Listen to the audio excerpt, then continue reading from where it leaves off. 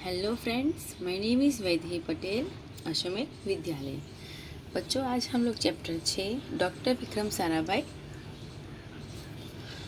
तो आज इसकी जीवन गाथा हम जानेंगे। हमारे जीवन को सुविधापूर्ण बनाने में वैज्ञानिकों का प्रमुख योगदान रहा है। सुविधापूर्वक यानी कि पहले के ज़माने में इतनी सुविधाएं मतलब फैसिलिटीज़ नहीं थी, है ना। तो साइंटिस्ट लोगों की वजह से हमें आज हम जो यूज़ करते हैं कितनी सारी चीज़ें, वो किसने दी है? साइंटिस्ट लोगों ने। तो प्रस्तुत इकाई हमें विक्रम साराभाई जैसे अद्भुत व्यक्तित्व से परिचित कराती है, जिन्होंने विज्ञान, प्रौद्योगिकी, शिक्षा, उद्योग, वाणिज्य, व्यवसाय, प्रबंध आदि अनेक क्षेत्रों में देश की प्रगति के लिए उल्लेखनीय कार्य किया। उनके जीवन की घटनाओं से प्रेरित होकर अवलोकन, परीक्षण व परीक्षण से वैज्ञानिक दृष्टिकोण विकसित कर हम भी महान वैज्ञानिक बन सकते हैं और मानव जाति की अनुपम सेवा कर सकते हैं।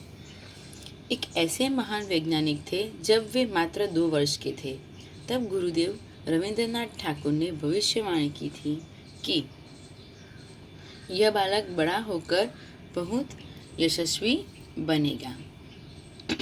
और उस बालक ने उनकी भविष्यवाणी अपने कर्मों से सच साबित कर डाली।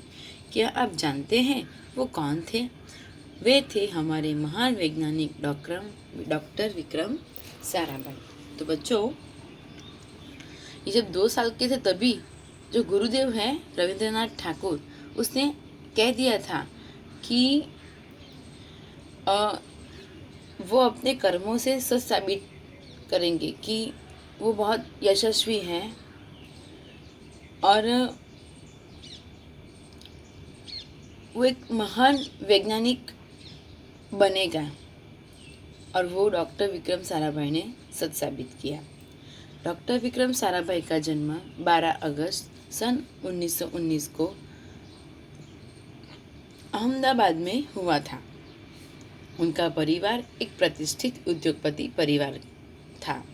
पिता का नाम अंबालाल तथा माता का नाम सरला देवी था। विक्रम साराभाई 8 भाई बहन थे। बाल्यकाल से प्रतिभावान विक्रम साराभाई के बचपन का यह प्रसंग उनसे सफलता हासिल करने के बुलंद इरादे को दर्शाता है।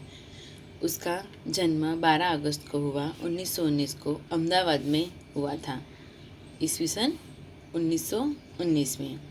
और उसके जो परिवार है वो एक उद्योगपति परिवार के थे। उसके पिता का नाम अंबालाल, माता का नाम सरला देवी और टोटल विक्रम साराभाई के साथ वो लोग 8 भाई बहन थे। जब वह 5-6 साल के थे तो अपने परिवार के साथ शिमला गए। शिमला में उनके पिता श्री अंबालाल के नाम ढेरों चिट्ठियाँ आती थी।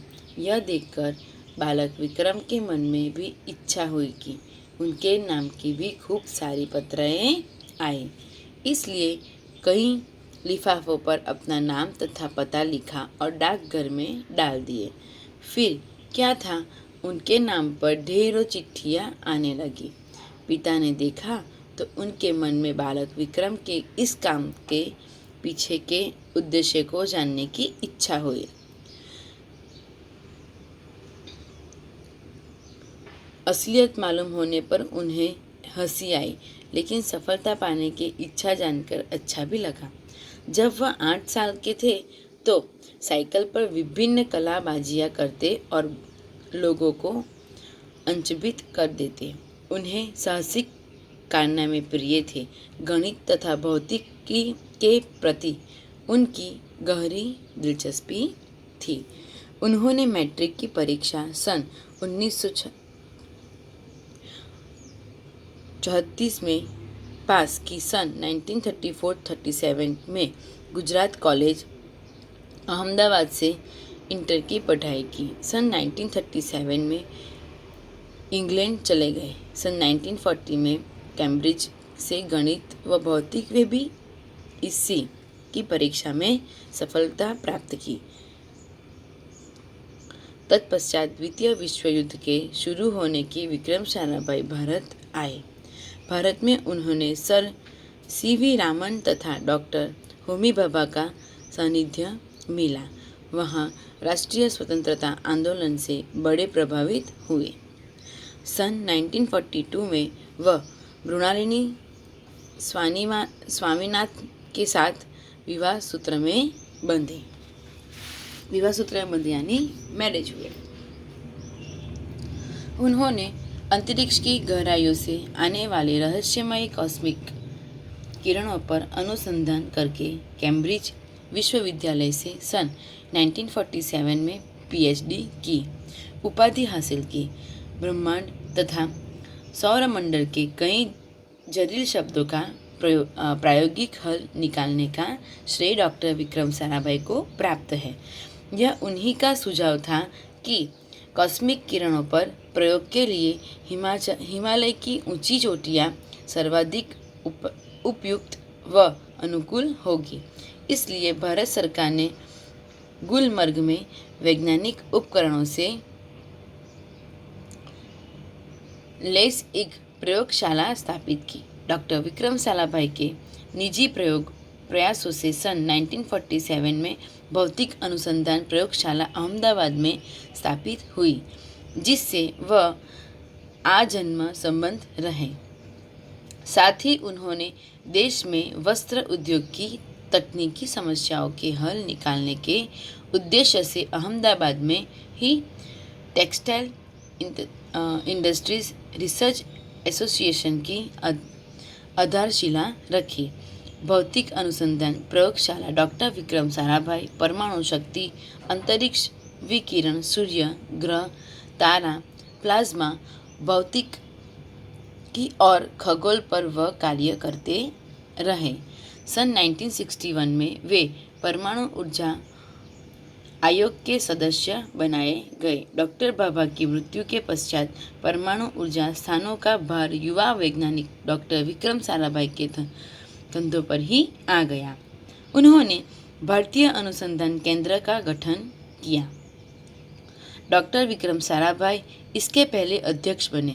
यह उनकी अगुवाई एवं अथक परिश्रम का ही परिणाम है कि भारत में दूरसंचार, दूरदर्शन व मौसम विज्ञान के लिए प्रक्षेपित अनेक उपग्रह अंतरिक्ष में सफलतापूर्वक कार्य कर रहे थे।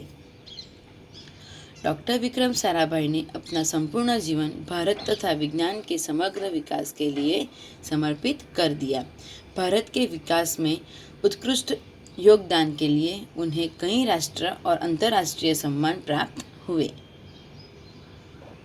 सन 1962 में उन्होंने डॉक्टर शांति स्वरूप भटनागर पुरस्कार, सन 1966 में पद्म भूषण तथा सन 1972 में मरणोत्तर पद्मभूषण जैसे अलंकरणों से नवाजा गया। निशस्त्रीयकरण से संबंधित कई महत्वपूर्ण अंतर्राष्ट्रीय संस्थाओं में भी भारत के प्रतिनिधि रहे। डॉक्टर विक्रम साराभाई सन 1966 में इंटरनेशनल काउंसिल और साइंटिफिक यूनियन के सदस्य रहे। सन 1968 में संयुक्त राष्ट्र संघ में यूनेस्को के विज्ञान विभाग के अध्यक्ष बने।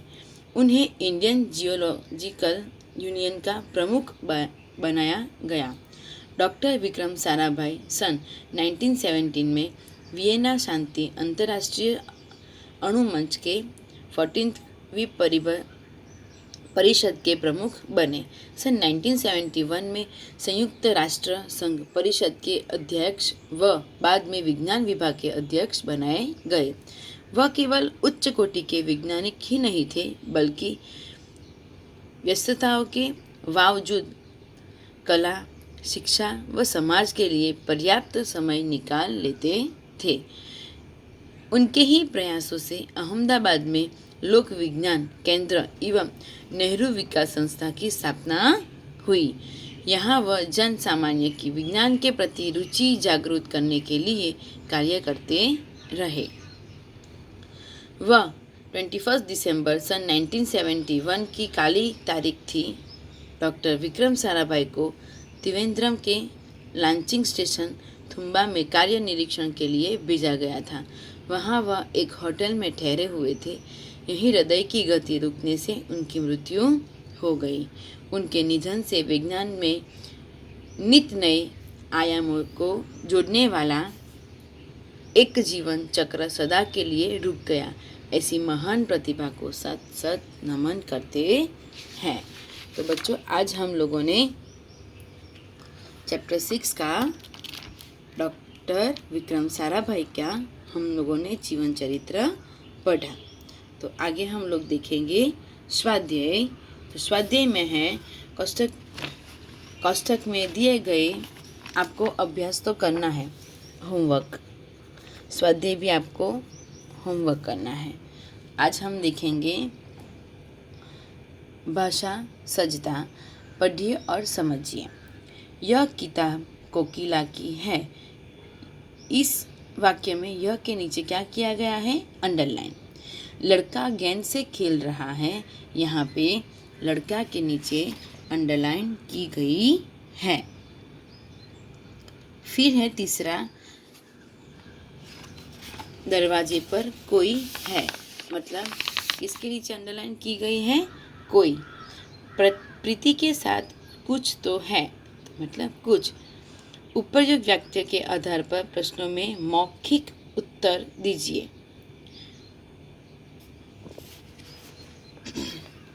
किताब किसकी है? तो कोकिला की।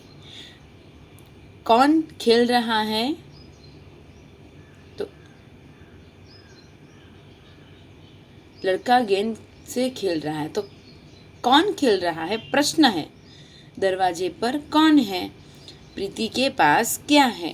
उपयुक्त वाक्य में 1 और 2 में आप व्यक्ति या वस्तु का नाम बता सकते हैं, किताब और गेंद।